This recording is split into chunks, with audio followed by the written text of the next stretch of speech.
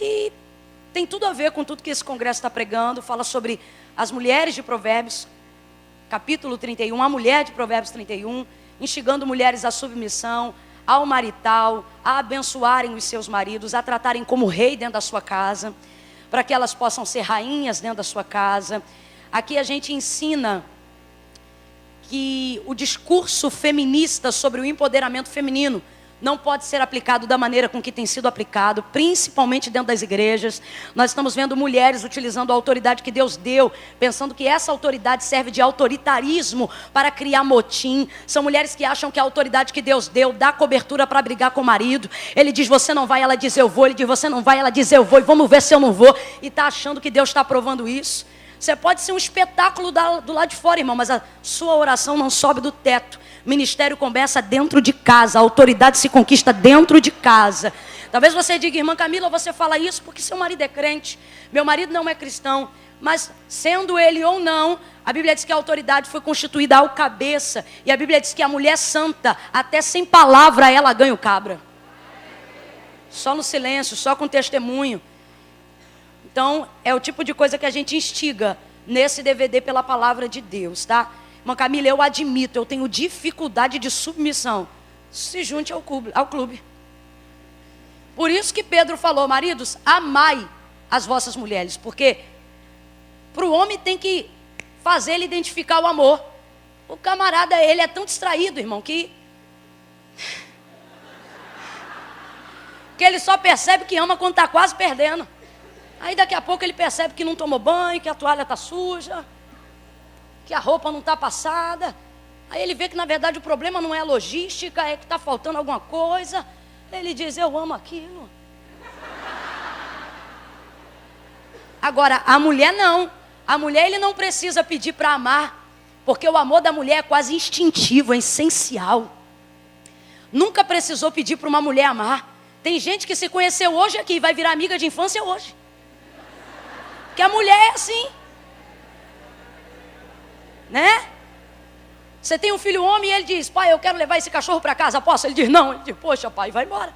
Você tem uma filha mulher, pai, eu quero levar esse cachorro para casa. Não, minha filha não vai, pai, pelo amor de Deus, o cachorro vai ficar na rua. Mulher ama, tem um elo muito rápido. Então a gente não tem dificuldade para amar, mas a gente tem dificuldade para se submeter. E Pedro estava apontando a fraqueza de cada um. Ele está dizendo, eles têm fraqueza para identificar o amor e elas têm fraqueza para reconhecer a autoridade. Você pensa que submissão é só da esposa para o marido? Não é não, irmão. A submissão é bíblica. Se você é ovelha, seja submissa ao seu pastor. Se você é filha, seja submissa ao seu pai. Se você é esposa, seja submissa ao seu marido. Se você é funcionária, submeta-se à sua chefia. Quem está entendendo, diga amém. Amém. É um coro, mas se você, já que entrou nessa para ser crente, quer ser de verdade, você leva esse testemunho para a sua casa, tá bom? Gênesis 24, quem achou, diga amém. Amém. Essa palavra, ela voltou muito forte ao meu coração como palavra de Deus para essa noite. A partir do verso 13 em diante. Glória a Jesus. Diz assim: eis que estou em pé junto à fonte, e as filhas dos homens dessa cidade saem para tirar água. Faze, pois, que a moça a quem eu disser, abaixa o teu cântaro, peço-te, para que eu beba, e ela responder, bebe, e também darei de beber aos teus camelos, seja esta aquela que designaste para o teu servo Isaque, e nisto eu verei que tu usaste de bondade para com o meu senhor. E ainda antes que ele acabasse de orar, saía Rebeca, filha de Betuel, filho de Milca, mulher de Naor, irmão de Abraão, com o seu cântaro sobre o ombro. A moça era muito formosa à vista, virgem, a quem nenhum homem ainda havia conhecido. E ela desceu à fonte e encheu o seu cântaro e subiu. Então o servo correu-lhe ao encontro e disse, deixa-me beber um pouco da água do teu cântaro. E respondeu ela, bebe, meu senhor. E então prontamente abaixou o seu cântaro para a mão e lhe deu de beber. Acabando ela de lhe dar de beber, disse: tirarei também água para os teus camelos, até que todos bebam. E apressando-se, despejou o seu cântaro no bebedouro e correu outra vez ao poço para tirar mais água. Diga comigo, mais água. Isso, e correu outra vez ao poço para tirar mais água. E correu outra vez ao poço. Diga, outra vez. Diga, outra vez. Para tirar mais água. Diga, mais água. Diga, outra vez. Para mais água. Agora diga sozinho. E tirou-a e deu a todos os camelos. Diga amém por essa palavra. Amém. Aleluia, glória a Deus. Diga amém por essa palavra. Amém. Oh, aleluia, glória a Deus. Oh, glorifique a Deus pela exposição da sua santa palavra. Você não precisa esperar muita revelação para glorificar a Deus, não. A palavra de Deus, ela é digna de toda aceitação só por ser quem ela é. Independente, poderosa, mais penetrante do que qualquer espada de 2 gumes, que penetra até a divisão da alma e do espírito, juntas e medula. Procure a ressonância magnética mais poderosa da terra e você vai ver que ela pode contar os gomos cerebrais, mas ela não tem poder de conseguir determinar aonde termina a alma e começa o espírito, e vice-versa. Mas a palavra de Deus está dizendo: eu sei aonde começa você e aonde vai a ação de Deus. Eu conheço os teus limites. Oh, a palavra de Deus entra para romper, para discernir, para te fazer entender. Oh, aleluia, que penetra até a divisão da alma e do espírito, juntas e medula, e é apta para discernir os pensamentos e as intenções do coração. Todo espírito de confusão que tenta conturbar a sua mente, para você não entender para que foi chamada, qual é a obra de Deus na sua vida, para você ficar achando que veio aqui porque não tinha nada melhor para fazer, ou chegou aqui porque alguém te impeliu. Não, Deus é dono do querer e do efetuar. A sua vida atende a um propósito divino antes de você nascer. Deus já tinha um plano com você. Você não nasceu para poder ter um plano. Deus inaugurou um propósito. Deus criou um plano. E quando Ele pensou no plano, Ele permitiu a sua gestação no ventre da sua mãe. O que Deus está dizendo para mim e para você é que é impossível sua vida dar errado. É só você começar a entender e a atender o propósito de Deus para a sua vida.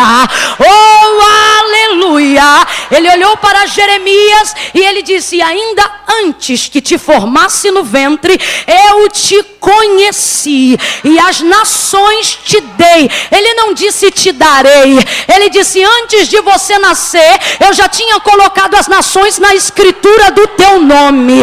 O que ele está dizendo é o seguinte: você não nasceu para poder e depois eu criar um plano para você. Ele está dizendo: não, você nasceu para atender um plano que eu já tinha criado antes do seu nascimento. Pega na mão dessa pessoa, estou sentindo uma atmosfera profética muito forte aqui. Quem acredita no poder da palavra profética? Se você acredita, segura na mão dessa pessoa. Só faça isso se você acredita, porque o que não é por fé é pecado. Segure na mão dessa pessoa com firmeza. Não segura de um jeito esquisito, não. Com essa mão fria, frouxa, requenguela, não. Segura com a firmeza de quem sabe a que veio. Mãe Camila, eu sei, Deus me trouxe. Segura a mão dessa pessoa e diga para ela: sua vida. Diga mais forte: sua vida foi feita. Diga: sua vida foi criada. Diga: você foi gerado para dar certo, para dar certo.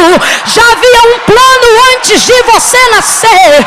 Irmã Camila, qual é o nome disso? Predestinação? Não, soberania. Deus de propósitos. Aleluia. Aleluia, eu já estou sentindo. Oh, aleluia. Aleluia. Aleluia, aleluia, aleluia. Oh, aleluia. Glória a Deus. Você não me vem para cá hoje aqui, não, como quem está perdido, como quem... Não. Tem um propósito, tem um plano. Tem uma porta que leva seu nome. Tem um arquivo no histórico de Deus. E é o seu nome que está em cima da pasta. E talvez você diga, irmã Camila, isso que a irmã está falando é até muito bonito, mas se isso fosse verdade, fosse não, é. Eu só estou reproduzindo o que você está pensando enquanto eu estou pregando. Você diz, mas se isso fosse verdade, então não era para eu estar perdida. Não era para eu me sentir deslocado, sem entender qual é o viés do ministério que Deus me confiou, ou compreender a que tipo de propósito eu preciso atender. Eu entendo essa sua indagação e tenho uma resposta divina para ela. Ocorre que na maioria das vezes você procura uma coisa que faça sentido para você. Alguma coisa que eleve o seu nome, alguma coisa que te dê razão de viver.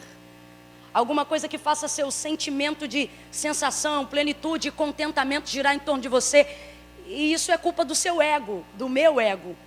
O ego, ele nunca pode ser inexistente, ele só é suprimido, ele sempre existe.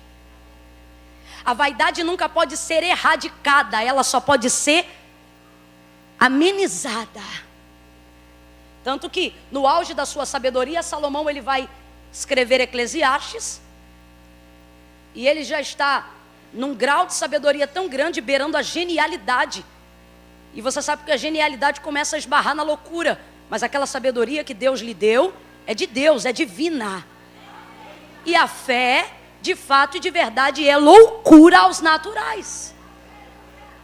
Mas ali, se a gente pudesse resumir Eclesiastes, nós resumiríamos com uma única palavra, onde ele vai resumir que tudo que o homem faça ou não faça, sempre será vaidade. A vaidade é o narcótico nocivo mais antigo do mundo. Tudo que você vê Satanás usando hoje como arma, isso é secundário. Crack, cocaína, heroína, prostituição, tudo isso é secundário. Na verdade, o narcótico nocivo mais antigo no mundo não está na erva, não está na maconha, não está no que é líquido ou no que é pó. O narcótico nocivo mais antigo no mundo é uma substância natural. Ele está no homem, é a vaidade. E é isso que ele usa. E às vezes a nossa vaidade nos engana, porque a gente quer viver uma vida na busca e sobre a procura de algo que faça sentido para a gente. É por isso que algumas pessoas estão buscando como recurso o suicídio. Os psicólogos já comprovaram isso. A maioria das pessoas que cometem suicídio, elas não querem morrer. Elas querem procurar um sentido para uma vida que não entendem. Elas querem acabar com o sofrimento. E não tem nenhum outro sofrimento que seja maior do que viver uma vida que não atende um propósito. Do que viver uma vida que te pareça sem sentido. Você começa a andar perdido. Você vai ver pessoas com N problemas. Pessoas enfrentando uma série de desafios por causa das suas deficiências. Sejam elas psicológicas, sejam elas físicas. Mas todas elas vivem sobre a perspectiva de acreditar que tem um propósito. E é isso que as ajuda a romper os desafios diários. Irmã Camila, se tudo isso é verdade, por que eu ainda me sinto deslocada? Se tudo isso é verdade, por que eu ainda me sinto procurando? Porque você anda procurando coisas que façam sentido para você. Coisas que gerem curtidas para você. Coisas que gerem notoriedade para o seu nome. Mas quando Deus decidiu permitir e criar você para o dia do nascimento, Deus não pensou primeiro em você, Deus pensou primeiro em um propósito. E todo o propósito que Deus inaugura é para a glória de seu nome. A Bíblia diz que porque dele, nele, por ele e para ele são todas as... E é por isso que depois que você nasce, você não consegue entender um propósito. Você fica procurando ele, porque você procura algo que faça sentido para você. Aí você acorda com um propósito, dorme com um propósito, anda com um propósito, veio para a igreja com um propósito. O propósito está do teu lado. Minto, não está do teu lado não, ele está do teu colo. Ele está sentado em cima de você. E você diz, como pode ele estar aqui e eu não descobrir? Ele está perto, mas você vive procurando coisas que façam sentido para você. E é por isso que você fica deslocado. Quando você entender que você foi criado para a glória de Deus, que a sua vida deve atender um plano divino, que as coisas que giram à sua volta são uma conspiração do céu em seu favor, para glorificar o nome de Deus, você não vai procurar coisas que façam sentido para você. Você vai fazer uso da fé e procurar coisas que façam sentido para Deus. E quando essas coisas que você deve procurar e fazer sentido para Deus, você vai começar a glorificar o nome dele. E não tem maior prazer do que a nossa alma perceber que está dando contentamento para Deus, prazer para Deus, alegria para Deus, serviço para Deus. Deus te trouxe aqui para te dizer, o propósito da tua vida é me servir. Você foi criado para louvor da minha glória. Tudo que tem fôlego, louva o meu nome. Salmo 19, os céus declaram a glória de Deus, o firmamento anuncia a obra das suas mãos. Um dia faz declaração a outro dia, e uma noite faz declaração a outra noite, sem que haja linguagem ou fala, ouve-se o som da sua voz. O que o texto está dizendo é, as estrelas foram criadas para a glória do nome dele, e elas glorificam o nome dele quando brilham. O céu foi criado para a glória dele, e quando é noite ele é glorificado, e durante o dia ele também é glorificado.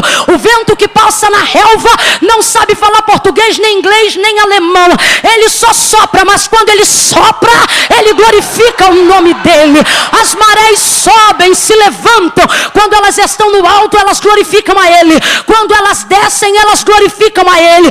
Os peixes no oceano não cantam como nós, nem têm habilidade para instrumentos, mas quando eles nadam, glorificam a ele. Até o ateu que não glorifica a Deus sabe, ou se não sabe, vai saber agora, que o seu nascimento é comprovação da glória do Deus Criador. O seu fôlego foi para a glória do Deus Criador. Salmo de número 29, Davi vai exortar toda a majestade a louvar a Deus. Ele vai dizer, oh aleluia, a voz do Senhor é poderosa, a voz do Senhor ouve-se sobre as águas, o Deus da glória troveja, o Senhor está sobre as muitas águas, a voz do Senhor quebra os cedros do Líbano. Sim, o Senhor quebra os cedros do Líbano.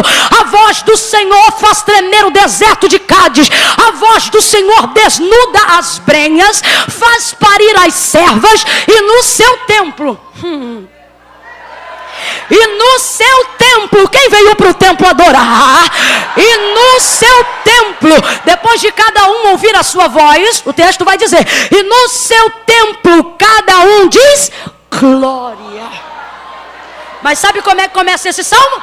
Não começa falando da voz de Deus, começa falando da obrigação de toda criatura para adorar a Deus. O salmo diz assim, dai ao Senhor, ó filhos, dai ao Senhor, ó filhos dos poderosos, a glória devida. Isso aqui quebra na emenda aquela galera que vem para o culto e diz assim, eu só dou glória se eu sentir. Eu já gosto mais daquela outra categoria, aqueles que chegam aqui e dizem, eu vou dar glória até sentir. Esses entendem que lhe é devido, né? Então eu queria que você ouvisse o que o Espírito de Deus ainda há de ministrar o nosso coração em Gênesis 24, com essa perspectiva. Sua vida atende um propósito que foi idealizado por Deus, a maior dentre todas as lideranças, o Rei dos Reis, Senhor dos Senhores, um propósito que foi criado antes mesmo de você nascer. Então eu queria que você entendesse que o Senhor está te trazendo hoje a esse lugar, te fazendo ouvir, quer seja aqui em cima ou lá embaixo, acompanhando pelas telas, que não tem como dar errado, só vai dar errado se você insistir em não se render, em fazer para a glória de Deus. Eu costumo dizer que na caminhada cristã eu aprendi duas coisas que nunca mais eu esqueço. A primeira é que fazer a vontade de Deus não é fácil. Mas fugir dela dá mais trabalho. Não é? A preciosa que o Senhor separou para essa noite chama-se Rebeca. Rebeca, esposa de Isaac, nora de Abraão. Alguém que está entrando numa linhagem de promessa. Quando o Senhor se revelou a Abraão e lhe fez promessas, a Bíblia diz que não tendo ninguém por quem jurar, jurou por si mesmo. Deus que fala, cumpre. Quando Deus se revelou a Abraão e lhe fez promessas, ele disse a Abraão: sai da tenda, conta as estrelas, se é que as pode contar. Assim como você não pode contar as estrelas que estão no céu, assim como você não pode dar conta dos grãos de areia que estão sobre o mar, é desta maneira que eu multiplicarei a tua descendência. Irmãos, a promessa é grande. Completa para mim, a promessa é? Grande. Mas faz aquele grande com sotaque de vocês. A promessa é? Grande. É grande, né? Não, é sério. É uma promessa grande, irmãos. É grande e é poderosa. Só para você entender o que eu quero dizer acerca do nível de promessa que Deus está confiando a Abraão, nós estamos falando de uma promessa que é maior do que ele. E normalmente as promessas de Deus costumam ser maior do que nós, porque elas não estão baseadas na nossa capacidade de viver, mas na capacidade dele de fazer. Oh, aleluia! Então veja, a promessa de Abraão, a promessa que o Senhor confiou a Abraão, ela é tão grande, tão grande, tão grande, tão poderosa, que Abraão já vivenciou tudo que a sua vida humana poderia desfrutar aqui na terra, de tudo que Deus disse. O primeiro registro de riqueza, não atrelado a Jó, porque nós não sabemos a contagem de seu tempo, mas estou falando nos dias de Abraão. O primeiro registro de riqueza está associado a Abraão, o pai da fé. Não há nenhum outro grau e nível de prosperidade até aqueles dias. Ele inaugurou esse nível de prosperidade em seus dias. O Senhor trouxe uma promessa para Abraão tão grande que ela não se limitava apenas a questões emocionais, mas também rompia o físico. Eu estou falando de um homem riquíssimo. Eu estou falando de alguém que viu o ventre da sua esposa ser aberto pela mão de Deus a fim de cumprir a promessa que ele havia dito. Eu estou falando de alguém a quem o Senhor confiou uma promessa tão grande, que nem todos os seus dias seriam suficientes, por mais ancião que ele ficasse, seriam suficientes para cumprir toda ela.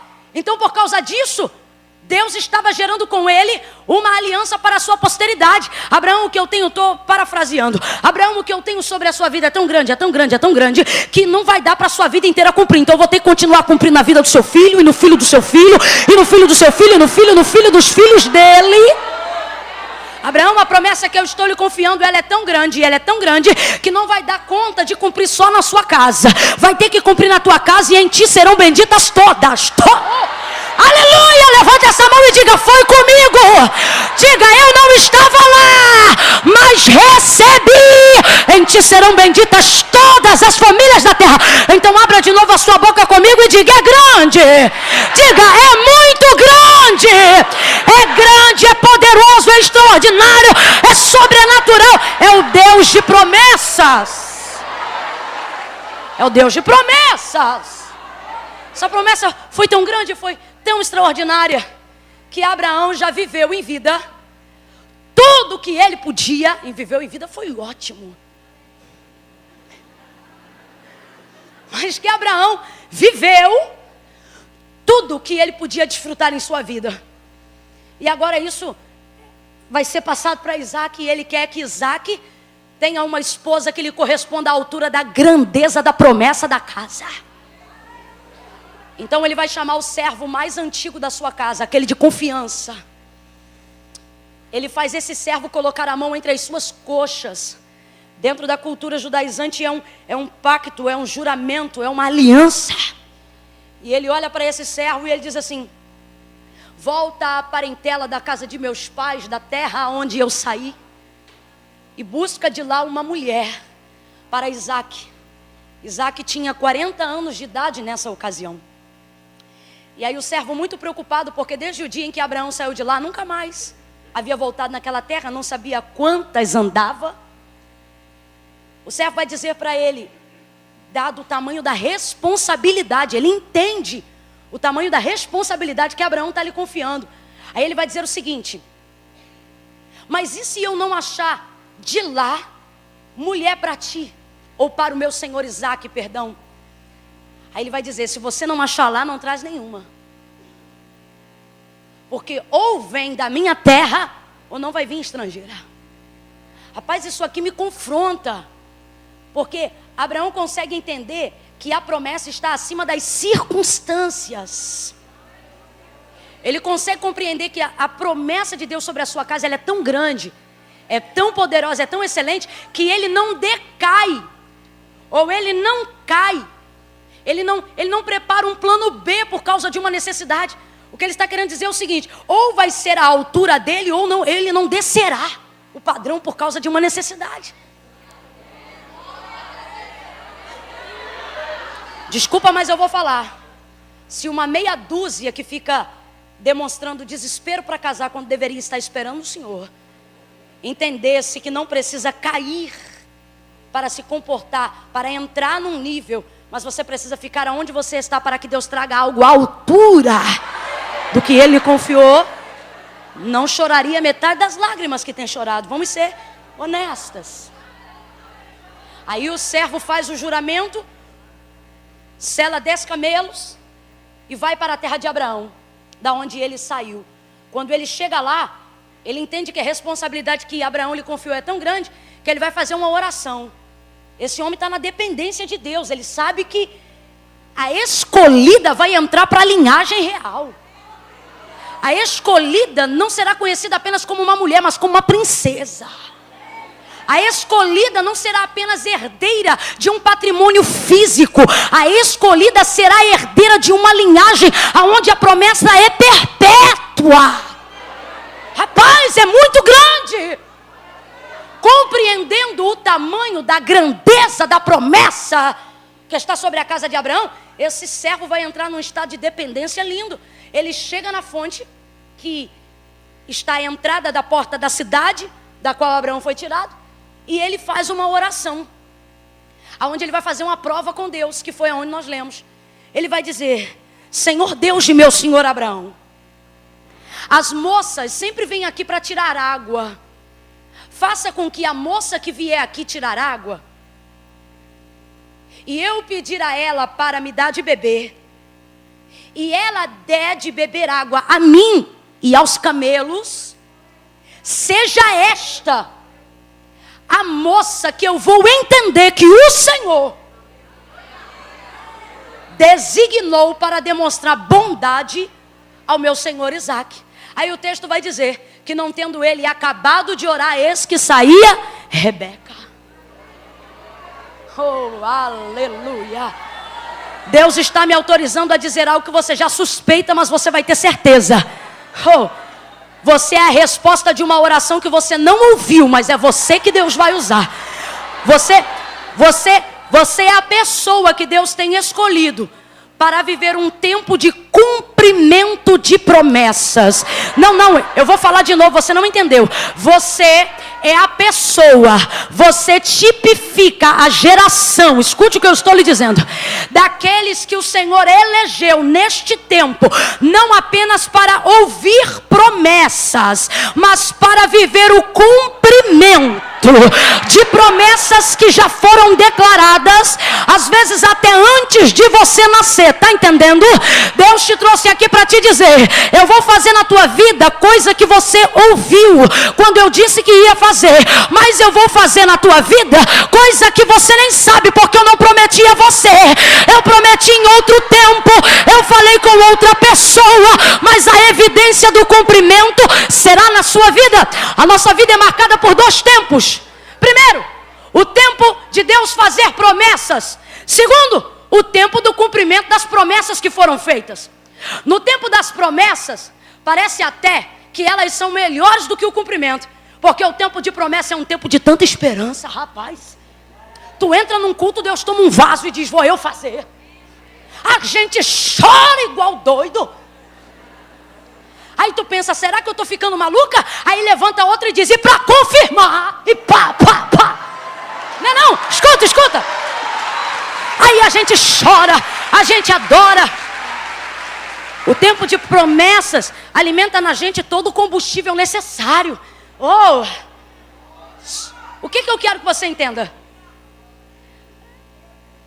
Rebeca não vai ouvir essas promessas. Porque quando Deus fez promessas a Abraão, ela não estava lá. Porque tem coisas que precedem a sua vida cristã. Tem promessas que Deus fez, por exemplo, a sua mãe, que faleceu antes de te ver convertida, mas morreu com certeza de que você seria crente. Cultos que você não foi, mas alguém falou seu nome. Visões que Deus deu a alguém, em lugares que você não estava. E deu as suas características e disse, eu estou vendo um moço assim, assim, Deus manda dizer. E às vezes tua mãe, teu pai, teu pastor, nem te contou. Rebeca não estava lá. Porque quando Deus fez as promessas, era tempo de promessas para Abraão. O que Rebeca tipifica em nós hoje aqui? O tempo que Deus não vem para falar. E esse segundo tempo, que é o tempo do cumprimento, ele costuma ser mais difícil para nós do que o tempo da promessa, que é quando Deus fala. Porque quando é tempo de Deus falar, irmão, é lindo. Deus fala com as crianças cantando, eu sou uma florzinha de Jesus, a gente chora. Deus fala numa palavra profética. Tem doido aqui, meu irmão, que diz, irmã, Deus falou comigo quando eu estava vendo televisão. Não é? Porque, não, e é sério, eu não duvido não. Porque quando chega a hora de Deus falar, Deus fala no canto do passarinho. Deus fala numa pessoa que você pensou de manhã e ela te ligou à tarde. Deus vai confirmando todas as conexões, não é verdade? Então viver o tempo da promessa é muito bom, é muito bom. O tempo do cumprimento também é bom, mas é um pouco preocupante. Porque no tempo que Deus prepara para cumprir, Deus não fala. Rapaz, e nesse tempo, tu é provado de todas as maneiras. É quando você começa a pensar, será que era profeta mesmo ou estava todo mundo doido? Será que era crente mesmo ou eu estava emocionado com o primeiro amor? Será que era... Porque você começa a avaliar tudo pela lógica natural. Porque Deus não está mais falando. Só que quando Deus para de falar, é porque o tempo do cumprimento está chegando. Escute o que eu estou lhe dizendo. Em tempo de cumprimento, Deus não fala, Deus... Em tempo de cumprimento, Deus não fala, Deus... Vamos comigo, em tempo de cumprimento, Deus não fala, Deus... Você entrou aqui desesperado e o Senhor está dizendo, você acha que Ele está assustado? Pois vai ficar mais. E eu digo, por que, Senhor? E Ele diz, porque Ele está acostumado a me ouvir falar. Agora Ele vai ficar espantado com o que eu vou fazer. Oh, aleluia! Deus vai fazer. Eu não sei se você está entendendo. Deus está me autorizando a liberar isso sobre a sua vida. Se você está aqui, reage. Deus te trouxe aqui para te dizer, não é o céu que está de bronze, não é o diabo que tem retido a tua oração. O meu silêncio é trabalho, e depois do trabalho eu te apresento o resultado. É tempo de cumprimento. É tempo de cumprimento. Olha para o teu vizinho aí e diga para ele ou para ela, é tempo de cumprir. Oh, aleluia, lá você que está de pé, vira para pelo menos 3 pessoas aí na galeria e diga, é tempo de cumprir. É tempo de cumprir. Te prepara para não tomar susto. Te prepara para não ficar perturbado. Deus, decama. Quem é Rebeca? Quem é Rebeca? Rebeca para nós é a inspiração. Olha aqui, ó. Eita glória.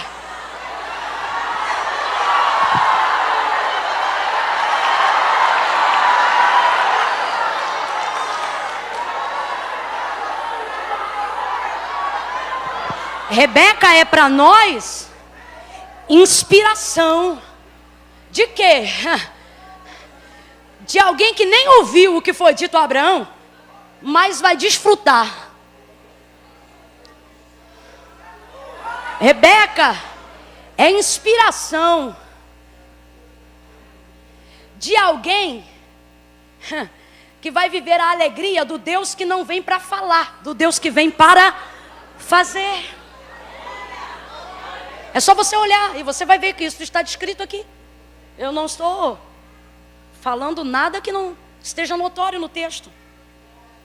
Aí o servo de Abraão vai fazer a oração. A oração que ele faz é uma prova que ele está fazendo com Deus. Ele quer ter certeza que a moça está aprovada, habilitada. E a única pessoa capaz de habilitar alguém para a confirmação de outro é o próprio Deus. Para ele é desconhecido, ele não conhece ninguém. Só o Deus que conhece a todos é que pode determinar para ele quem é. Então ele diz, olha, aquela que vier aqui tirar água e quando eu pedir de beber, ela der a mim e aos camelos, eu vou entender que essa é a escolhida que o Senhor separou para o teu servo Isaac. Aí o texto diz assim, ainda antes. Porque quando chega o tempo de cumprir, você cronometra do relógio entrar no meio-dia e as coisas acontecem às 11. Não, eu estou falando sério. Quando chega o tempo de cumprir, você pensa assim, até o final do ano, aí amanhã à tarde Deus resolve tua vida com um telefonema. Não, é loucura. Quando chega o tempo de cumprir, é coisa de doido. Aí o texto diz que não tendo ele acabado a oração, saía Rebeca. Saía não quer dizer que ia embora, saía quer dizer que chegava, porque a fonte ficava do lado de fora da entrada da cidade. Então o que ele está querendo dizer é que ela saía da cidade para chegar na fonte. Às vezes, para tomar posse do cumprimento do tempo que Deus vem para fazer, a gente precisa ter essa disposição de Rebeca. Entender que na perspectiva de algumas pessoas, você vai ter que sair. E talvez vai ter alguém até mandando tchau para você e dizendo, tadinha lá, fulana está indo embora. Depende da perspectiva, porque o servo de Abraão está dizendo, está chegando. Quando Rebeca vai chegando ali, o texto diz que ele não tinha acabado de orar. Aí eu vou ver que Rebeca tem o comportamento de quem Deus escolhe para viver o cumprimento. É só você olhar aqui e você vai ver que a questão é comportamental. Fala comigo, comportamental. Numa boa, vocês sabem que, falando aí a grosso modo, né? Como a gente diz aí, eu sou do manto. Mas, o que está acontecendo aqui em Gênesis 24... não tem nada a ver com unção, não tem nada a ver com monte, não tem nada a ver com campanha, não tem nada a ver com nada, irmão. A questão do que está prestes a acontecer aqui em Gênesis 24, sobre a escolha de Deus para a vida de Rebeca, para ela ser uma mulher poderosa, para ela viver o cumprimento de uma grande promessa.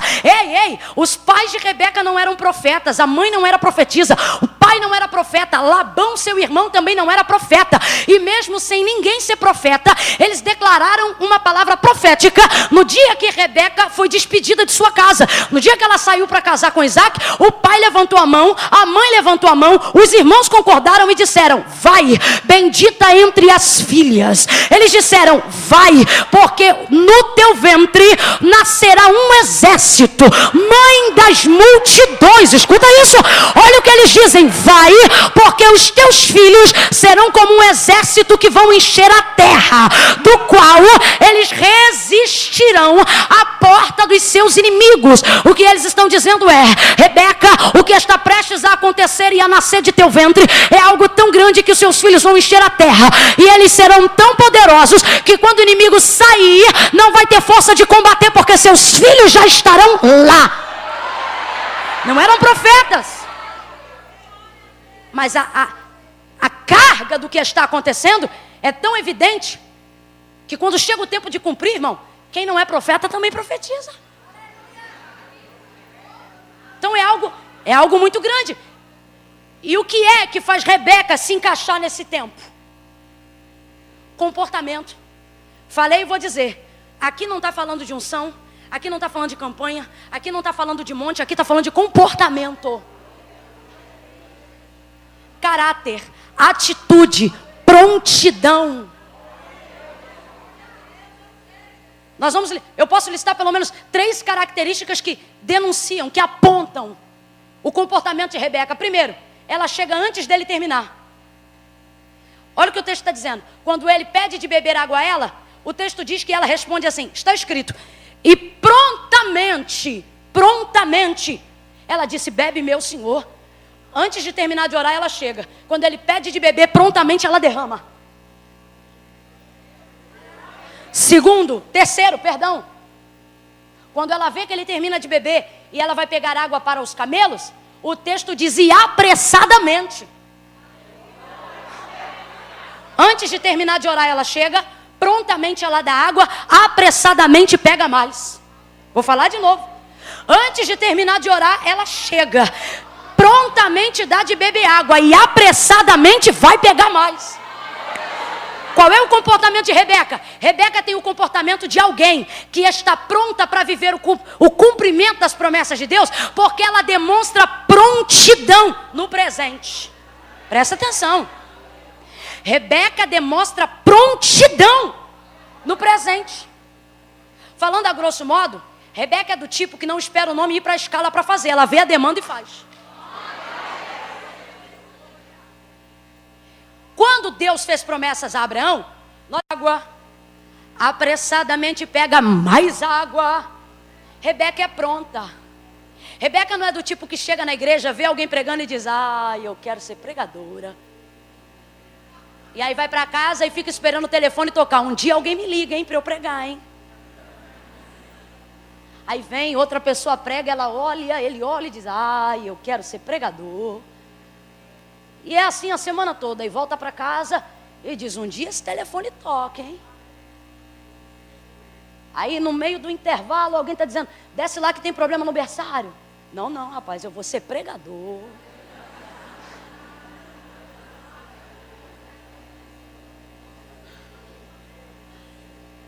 Quando não diz: eu quero ser pastor.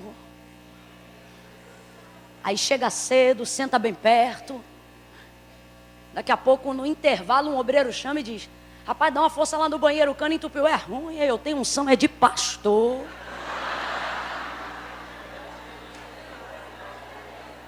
Essas pessoas, eu sei que elas não estão aqui, eu só estou te falando para alerta. Essas pessoas nunca viverão o cumprimento. Porque ou elas estão presas ao passado, ou elas estão à espera do futuro, mas elas nunca sabem o que fazer no presente. Aí, escuta, qual é a condição dessa pessoa? Ela lembra que Deus fez promessas de ser pastor, de ser pregador, seja o que for. Só que essas promessas foram ditas no passado, amém? Quem lembra, diga amém. Mas não tem problema nenhum, porque todas elas me dão esperança acerca do... Aí eu fico lembrando do que Deus me disse no passado, esperando o... E por que nada acontece no presente? Minha vida está uma prova agora. Se eu tenho promessas que me foram feitas, se eu tenho a garantia de que Deus cumpre, por que a impressão que eu tenho é que o sofá da depressão já me abraçou um tempão? Por que a impressão que eu tenho é que eu venho na igreja, vejo as pessoas pregarem, outras adorarem, choro, sinto a presença de Deus, mas a página da minha vida nunca vira, o comportamento nunca muda? Irmã, eu tenho certeza, eu tenho um potencial incrível. Deus disse que tem uma grande obra, mas já tem anos e eu não sei o que fazer. Sabe por quê? Você vive a expectativa de ser aquilo que te foi dito lá no começo, mas há um processo, o nome do processo é o presente. Ele está no meio do passado e do futuro. Na maioria das vezes, pessoas que têm grandes promessas não conseguem viver grandes futuros porque não sabem o que fazer no... Elas ficam presas no passado,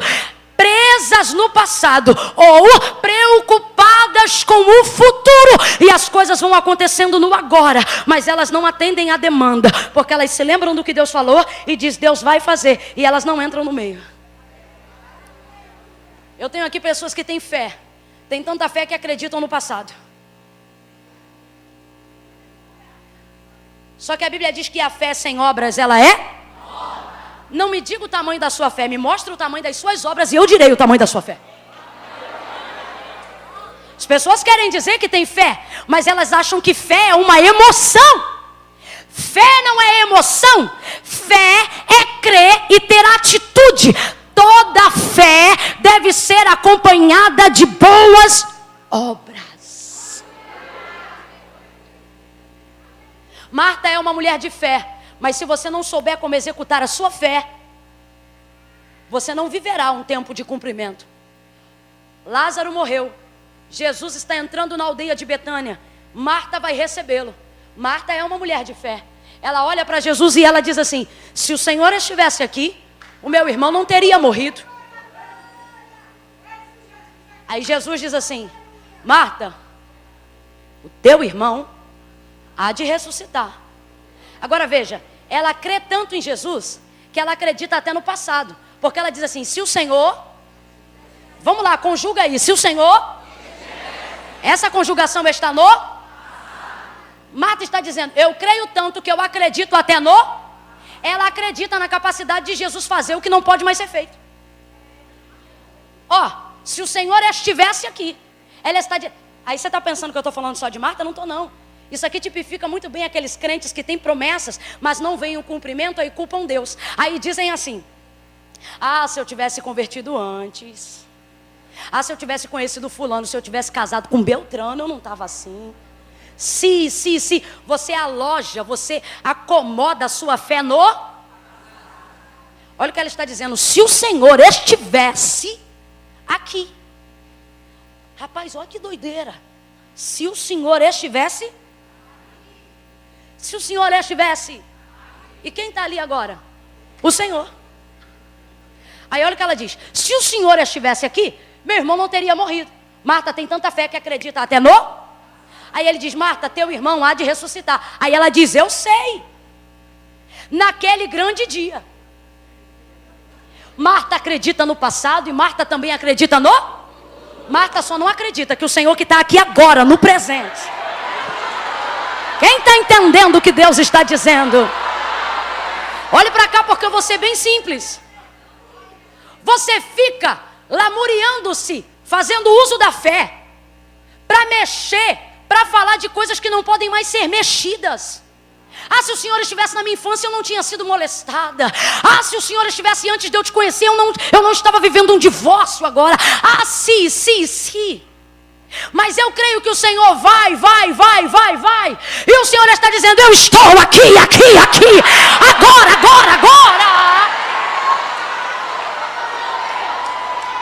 Pare de chorar pelo que Ele não fez. Pare de se lamuriar pelo que Ele ainda vai fazer. Acredite no que está acontecendo agora. Ela diz: se o Senhor estivesse aqui, meu irmão não teria morrido. O teu irmão há de ressuscitar. Eu sei, naquele grande dia. Aí Jesus poderia fazer a conjugação igual Marta. Ele poderia ter dito: Marta, eu fui a ressurreição e a vida. E não estaria errado, porque a Bíblia diz que o Cordeiro já estava preparado antes da fundação do mundo. Aí você diz: irmã, mas só ressuscitou de fato depois. Pra gente, mas Deus não vê as coisas como será. Deus chama como sendo, porque para Deus é antes de acontecer. Então escuta. Ele poderia dizer: eu fui a ressurreição e a vida. Ele poderia dizer: Marta, haja vista que a evidência da ressurreição só viria depois da morte de cruz. Ele poderia dizer: Marta, eu serei a ressurreição e a vida. Mas ele não milita no diálogo dela. O diálogo dela é se. O diálogo dela é lá. E o diálogo dele é agora. Aí ele não diz para ela: Marta, eu fui. Ele não diz para ela: Marta, eu serei. Ele vira para ela e diz: Marta, eu sou. Eu sou. Eu vou te dar alguns segundos para adorar o eu sou. Marta, eu sou. Eu sou. Gente, há uma atmosfera profética aqui. Acredite. É agora, é o teu tempo. Bate na mão de pelo menos 3 crentes aí. Bate na mão de pelo menos 3 crentes e diz: é o tempo. É o tempo. É o teu tempo. É o tempo da tua casa. É o tempo da tua família. É o tempo de ressurreição. É o tempo de... É agora. Eu sou. Eu sou. Eu sou. Eu sou.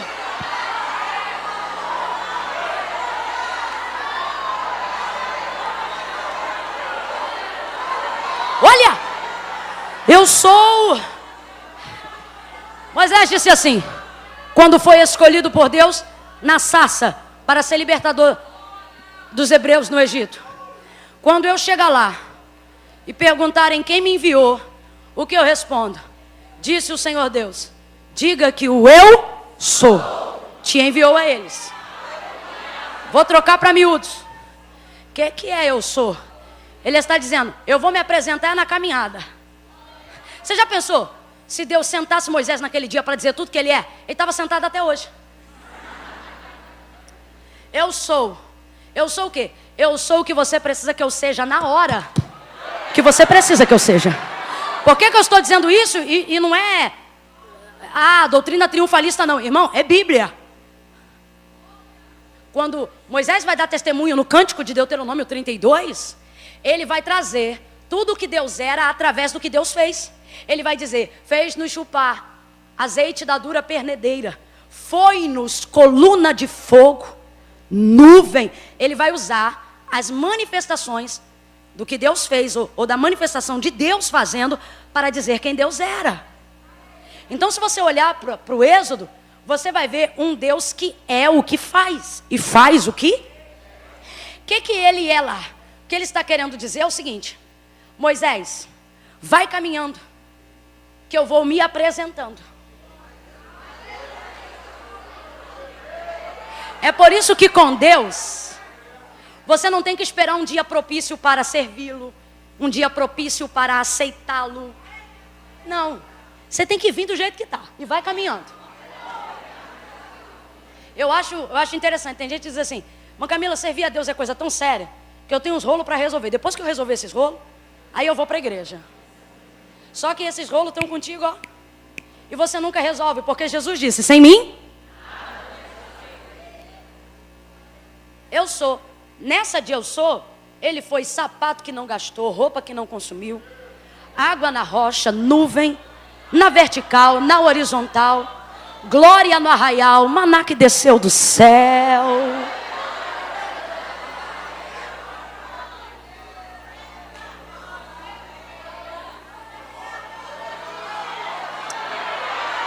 Aleluia. O Senhor está dizendo, alguém aqui te apresentou o meu nome equivocadamente. Alguém aqui te disse, ele foi. Alguém aqui te disse, ele será. Só que ele está hoje aqui para te dizer, eu sou. Então eu não quero você preso no que não pode ser mexido. Não quero você ansiosa no que não pode ser acrescentado. Eu quero você ocupada, não é preocupada. É ocupada com o que você tem para fazer. Isso aí. Rebeca tipifica essa pessoa e é por isso que ela é a escolhida. Quando ela vai chegando naquele lugar, ela chega de cântaro vazio. Aí o servo de Abraão espera ela encher o cântaro para poder pedir água. O texto diz que ela desce à fonte, enche o cântaro, coloca no ombro. Quando o cântaro está cheio, ele diz, dá-me um pouco da tua água. E o texto diz que imediatamente, prontamente, ela desce o cântaro e joga água na mão do servo de Abraão, mesmo sem conhecê-lo. Como é que Rebeca está chegando com aquele cântaro sobre o ombro na fonte? Cheio ou vazio? Vazio, porque ela está chegando. É por isso que ninguém aqui, meus irmãos, tem o direito de se gabar. Aqui, quem entra de cântaro cheio, vive uma incoerência. Porque, sinceramente, aqui não é lugar de entrar cheio, aqui é lugar de entrar com disposição para encher. Água fresca. Você sabe por quê? Que eu fico olhando tantos pecados ocultos no nosso meio e depois tantos escândalos quanto eles são revelados? Porque as pessoas de um tempo para cá, elas querem passar a imagem de que todo mundo que entra aqui cheio. Aí são pregadores que só sobem à tribuna na hora de pregar. São cantores que só chegam para adorar na oportunidade. Não, eu não estou falando de quem veio de viagem, de quem tomou banho. Não, eu estou falando de gente que fica na salinha esperando a hora de entrar. E não é para tirar um cochilo porque está cansado. É porque é para o seu momento de derramar, sem ter apresentado nenhuma disposição de acreditar que tinha água naquele lugar para encher o indivíduo. Isso é só um exemplo que eu estou usando, tá? Eu não estou generalizando. Sei que na maioria das vezes, nessa correria da vida, a gente já sobe aqui vindo de algum lugar. Na correria, não. Eu estou falando de pessoas que parece que de um tempo para cá se gabam como se só pudesse entrar aqui cheio. Crentes que não visitam a igreja porque estão mal. Dizem, não, hoje eu não vou não porque hoje eu estou mal. Então você tinha que ir. Aqui ninguém tem obrigação de entrar cheio, não, meu irmão. Isso aqui é fonte. Mas sabe o que é? Medo de que as pessoas olhem para você e digam, lá, fulano está vazio. Só que depende da perspectiva.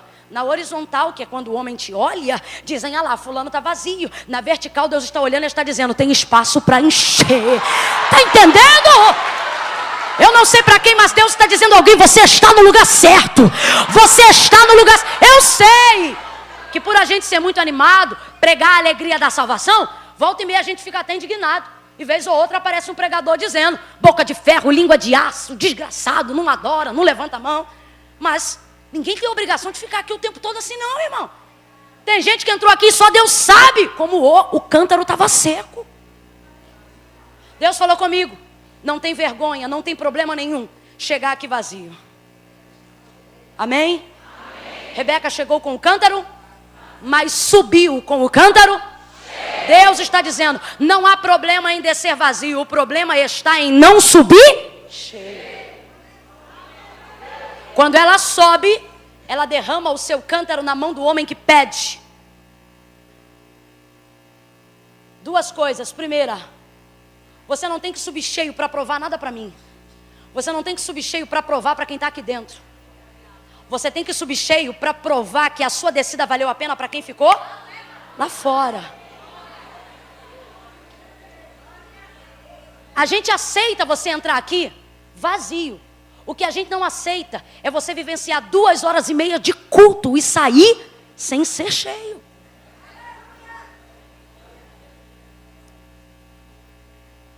Quando ela volta com o cântaro cheio, ela tem água para derramar na mão do homem. Deus está dizendo para alguém aqui, perguntando. Quando você chega em casa, as pessoas bebem do que você veio buscar?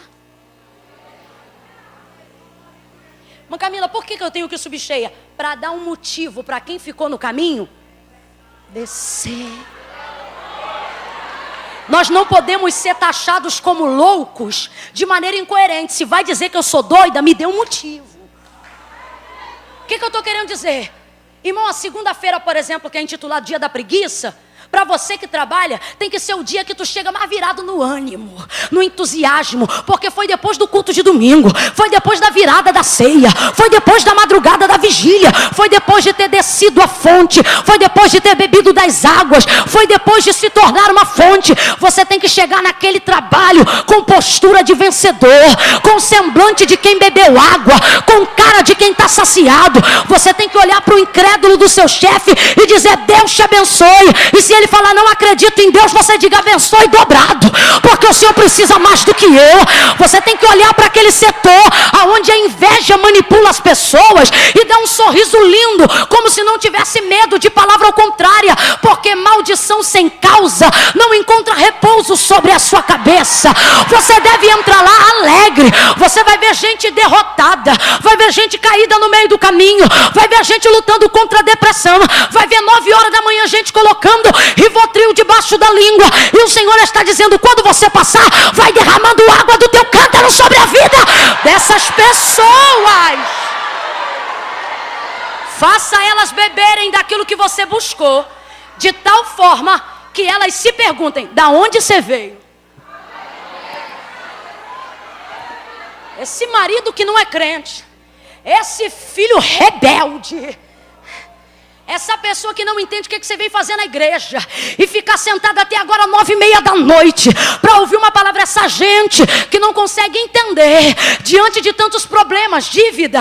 Tem gente aqui lutando contra a síndrome do pânico, não vai na padaria, mas vem tremendo para a igreja, mas vem. Aí chega aqui. Quando chega aqui, quem ficou no caminho diz, como pode? Como é que consegue? Como é que vai? Faça essas pessoas, quando você estiver voltando, entenderem por que você vem, por que você desce. Olha a sagacidade desse homem. Ele diz assim, Eu vou esperar ela encher. Quando ela encher, a água que é para ela, eu vou pedir para... Sabe por quê? Porque a motivação que a gente usa para nós não é a mesma motivação que a gente usa para as pessoas. Deus me livre e guarde. Mas se teu filho tiver um problema na madrugada, você vai de camisola do jeito que você está. Vai ou não vai? Agora, se for o da vizinha, você diz, espera aí que eu vou trocar de roupa. Sim ou não? Porque não empregamos para as pessoas a mesma motivação que empregamos quando é para nós. Só que essa mulher vai ser mãe de multidões. Como eu já disse e repito, ela não pode ser uma represa, ela precisa ser um... Eu quero ver se ela tem para mim a disposição que ela tem para ela. Ele esperou ela encher o cântaro dela. Só que Rebeca vai descobrir uma coisa linda quando a gente está motivado a abençoar o outro. O que, irmã Camila? O que a Bíblia diz, mas bem-aventurada coisa é? Do quê? Ela vai descobrir que a água que ela buscou para ela sacia ele. Deus está dizendo, e se eu te disser que a oração que você faz para você também responde o pedido de mais alguém? Eu vou falar bem rasgado, que é para todo mundo entender. Esse louvor que você canta é só para mostrar que você buscou técnica? Eu sei que foi você que orou. Eu sei que foi você que ensaiou o dia inteiro. Quando você canta, cântaro vazio, busca necessidade. Quando você canta, quando você desce a fonte, quando você ensaia, esse louvor que você canta, é para mostrar que você sabe fazer firula? É para mostrar que você entende de dó, ré, mi, fá, sol, lá, si? Ou depois que você canta, da água que você derrama, jorra nos olhos de mais alguém? Essa mensagem que a gente prega, que tipo de sermões são esses que nós estamos pregando? Os sermões que a gente prega é para ostentar conhecimento teológico de que a gente estudou? De que a gente está aqui falando do que sabe, de que passeamos no grego, no aramaico, no arcaico? Isso não interessa. O que interessa é o seguinte: se essa água que você buscou para você, ela deu de beber mais alguém depois que você terminou de pregar. A pergunta que o Espírito Santo nos leva a refletir nessa noite é se a sua busca sacia a sede de mais alguém ou não. Se a sua busca é só para você, porque se é só para você, dá para entender por que tem tanta água parada na sua vida. Que orações são essas? Só Deus me ajuda, Deus me abençoa, Deus eu. Oh, aleluia. Entregue a palavra, olhe para essa pessoa e diga: o cântaro é meu. Não, diga, o cântaro é meu. A busca foi minha, mas a água é nossa. Derrama um pouquinho dessa água na vida desse crente. Derrama um pouquinho dessa água no chefe. Derrama um pouquinho dessa água no teu marido. Suba cheia, dando às pessoas um motivo para quererem descer. Aí agora é para acabar e eu fecho a mensagem aqui. O texto diz que ela dá de beber a ele, ele bebe a água. Quando ele termina de beber a água, ela diz assim: vou pegar mais água. Diga, mais água. Mais água. Rapaz, que alegria. É quando a gente percebe que o que a gente buscou pra gente atende a tanta gente, que a gente vê que se pegar mais água vai atender mais. Aí ela diz assim: eu vou pegar mais água. É bom demais quando você descobre o resultado da busca sobre a vida de alguém. Tipo assim, você ora pelo teu filho, aí daqui a pouco o teu filho vem à igreja e o amiguinho dele converte também. Aí você diz: uai, mas eu só busquei pro meu filho, mas derramou na vida do outro que andava colado. Aí você já começa a entregar a família toda. Você diz: mais água, semana que vem vou de novo na consagração, terça que vem vou no trabalho de libertação, domingo vou estar na igreja, e sexta-feira que vem também vou, vai ter batismo, também estou dentro. Ela diz: vou pegar mais água para todos. Todos os camelos, gente. Todos os camelos, a saber, 10 camelos. Camelos voltando de viagem. 100 litros de água para cada camelo, para abastecer. Só que o cântaro de Rebeca só tem de 15 a 20 litros de água. Mas a Bíblia diz que ali tem um bebedouro. O que é o bebedouro? Bebedouro é o lugar que você despeja a água que tem. Aí ela diz, mais água para todos. Gente, presta atenção. Cântaro de 10 a 15 litros, de 15 a 20 litros. Vamos dizer que é de 15. 100 litros para cada camelo. São 10 camelos. 10 camelos a 100 litros, quantos litros d'água? Num cântaro de 15.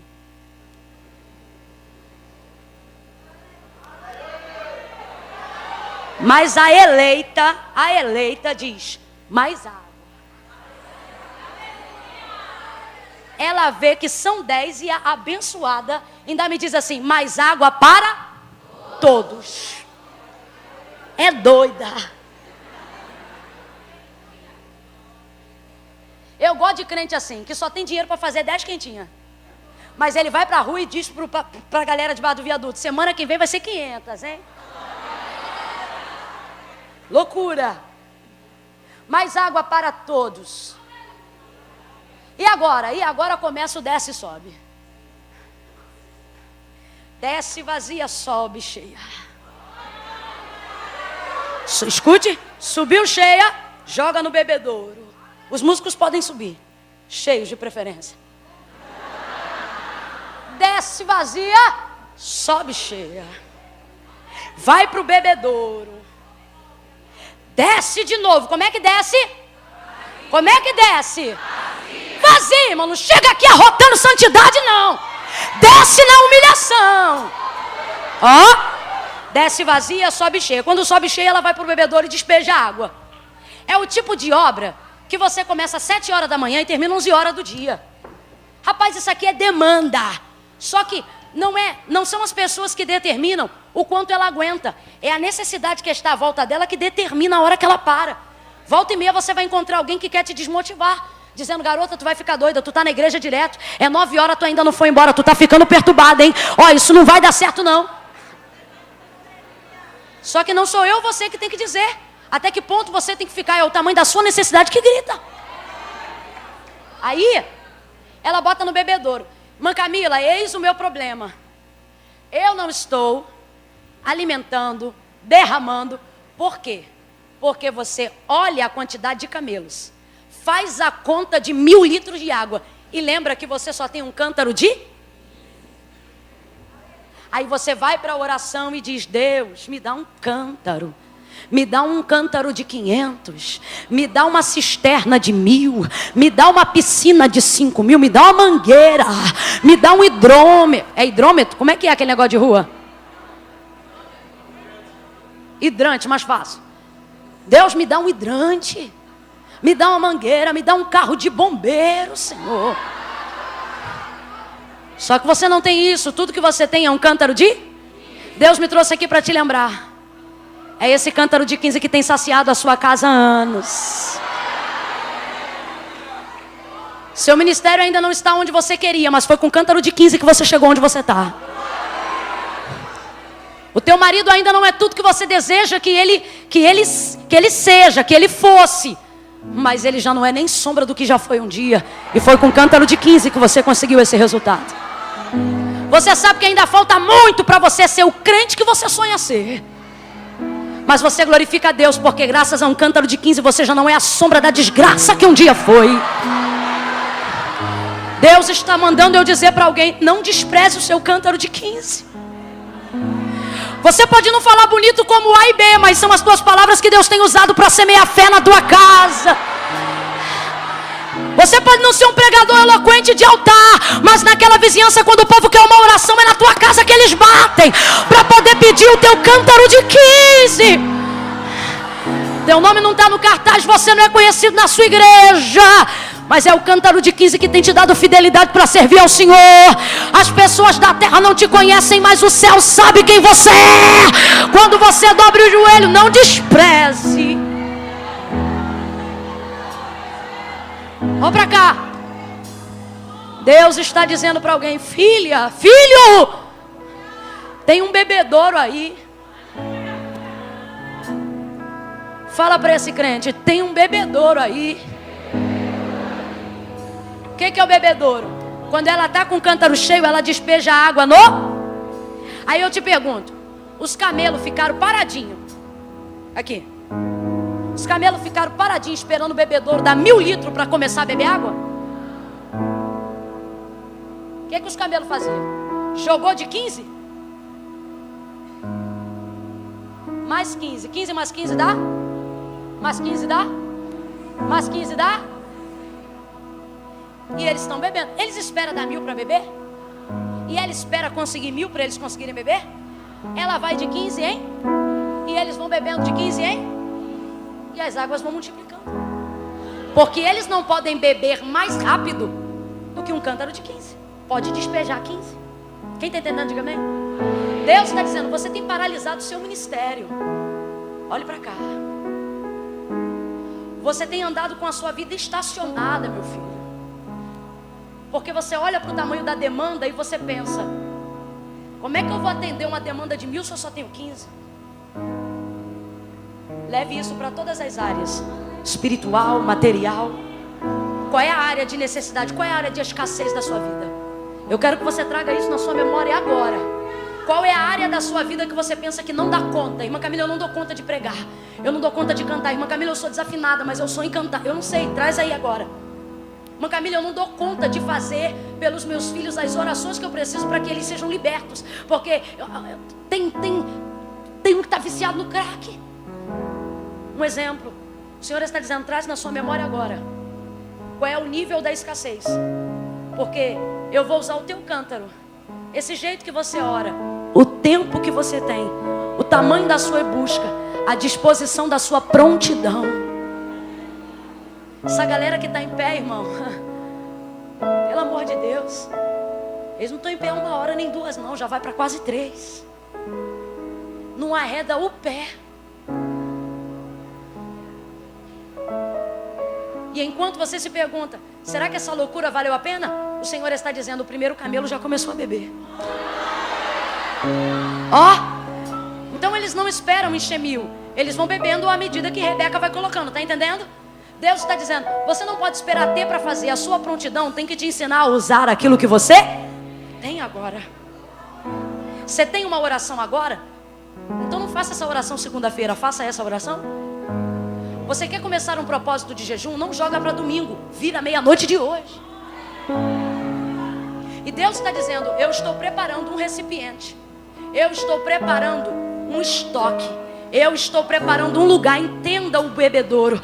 Deus está dizendo para alguém aqui, enquanto você está aqui, eu deixei reservas na sua casa. Enquanto você...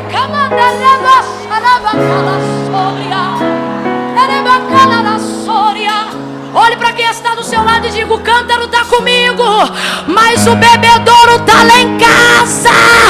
Eu busco aqui, Deus abastece lá. Eu volto para lá e venho para cá. Deus está cercando, Deus está abastecendo. Deus está alimentando as suas necessidades. Agora, gente, olha que loucura, pastor.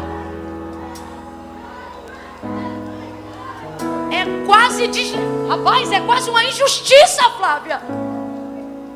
É ser humano alimentando camelo. Eu busco 15 e o abençoado bebe 100. Sabe o que é isso? Necessidades mais altas que a minha capacidade. Aí você diz, Senhor, por que o Senhor insiste em dar para mim a responsabilidade de saciar o que é maior do que eu? Deus deu a esse ministério. Deus deu à família de vocês, assim como Abraão, uma promessa maior do que a vossa casa. E tem dias que a gente olha para o nosso cântaro e vê o tamanho da demanda e diz, como será possível? E Deus diz, não fica olhando para a demanda, vai descendo e vai subindo, vai descendo e vai subindo, vai descendo e vai subindo.